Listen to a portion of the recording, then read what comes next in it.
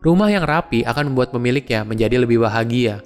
Hanya simpan barang yang membawa kebahagiaan untukmu dan relakan sisanya. Halo semuanya, nama saya Michael. Selamat datang di channel saya, Sikutu Buku. Kali ini saya akan bahas buku The Life-Changing Magic of Tidying Up, karya Marie Kondo. Pasti banyak yang sudah kenal dengan Marie Kondo. Bukunya merupakan New York Times bestseller dan kemudian sangat terkenal ketika Netflix mengeluarkan serial televisi Tidying Up with Marie Kondo. Buku ini membahas bagaimana cara merapikan rumah dan akhirnya bisa memberikan kebahagiaan bagi si pemiliknya. Marie akan mengajarkan kamu step by step untuk membuat rumah menjadi tempat yang nyaman, mulai dari proses simplifikasi, organisir, dan penyimpanan barang yang kamu punya. Jika kamu melakukannya dengan benar, kamu tidak perlu lagi rutin merapikan rumahmu.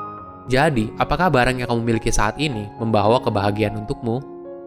Saya merangkumnya menjadi 3 poin menarik dari buku ini. Yang pertama, fokus pada barang yang memberimu kebahagiaan. Banyak orang berpikir kalau metode KonMari merupakan gaya hidup minimalis. Ini adalah salah kaprah yang mungkin kamu alami ketika pertama kali belajar soal metode ini.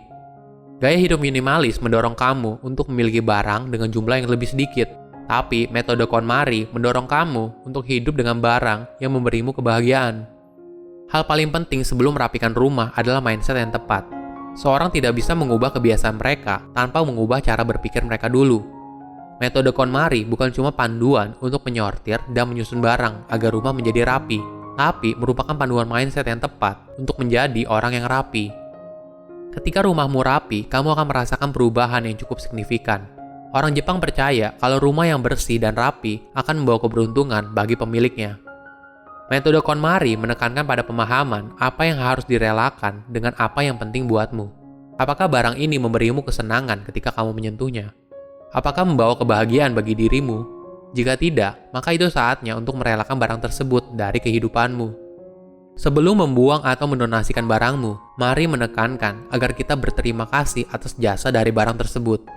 Dengan menghargai hubungan kamu dan barang tersebut, hal ini akan memudahkanmu untuk merelakannya. Kedua, merapikan rumah tidak boleh sedikit demi sedikit.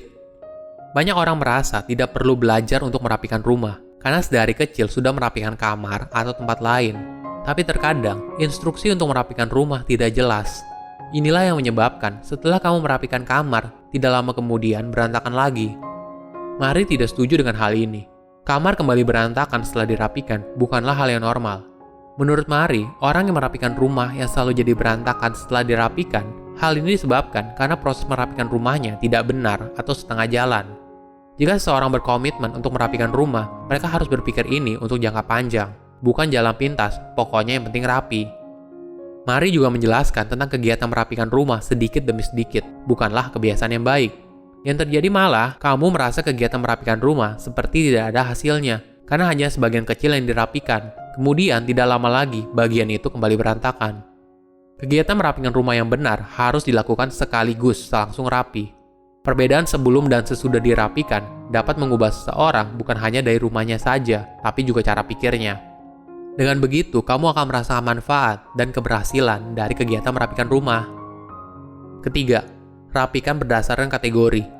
Kegiatan merapikan rumah adalah kegiatan untuk mengembalikan keseimbangan antara kamu, barangmu, dan rumah yang kamu tinggali. Pada dasarnya, kegiatan merapikan rumah dibagi menjadi 2 hal, yaitu membuang dan memutuskan di mana kamu harus menyimpan barang tersebut. Dari 2 hal itu, kegiatan untuk memilih barang untuk dibuang harus dimulai dulu. Mary memberikan saran untuk membagi barang yang ingin dirapikan ke dalam beberapa kategori.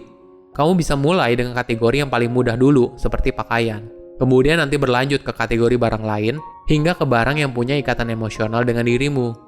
Mary menjelaskan, ketika kamu fokus merapikan barang berdasarkan kategori, kamu akan sadar berapa banyak barang yang kamu miliki di kategori yang sama. Nah, informasi ini akan membantumu dalam melakukan kegiatan penyortir dan menyusun ulang barangmu. Apabila kamu sudah mengumpulkan barang berdasarkan kategori, langkah selanjutnya adalah ambil barang satu persatu dan tanyakan ke dirimu, apakah barang ini membawa kebahagiaan bagi saya? Apabila tidak, sudah saatnya untuk didonasikan apabila masih layak dan dibuang apabila tidak layak.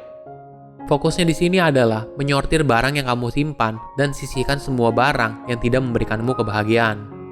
Untuk barang yang memiliki hubungan emosional memang cukup berat.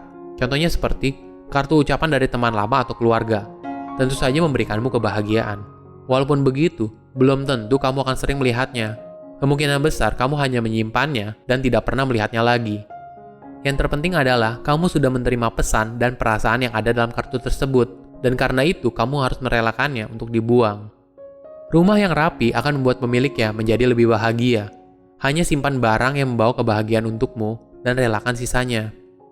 Silahkan komen di kolom komentar pelajaran apa yang kalian dapat ketika baca buku ini. Selain itu, komen juga mau buku apa lagi yang saya review di video berikutnya. Saya undur diri, jangan lupa subscribe channel YouTube Sikutu Buku. Bye-bye!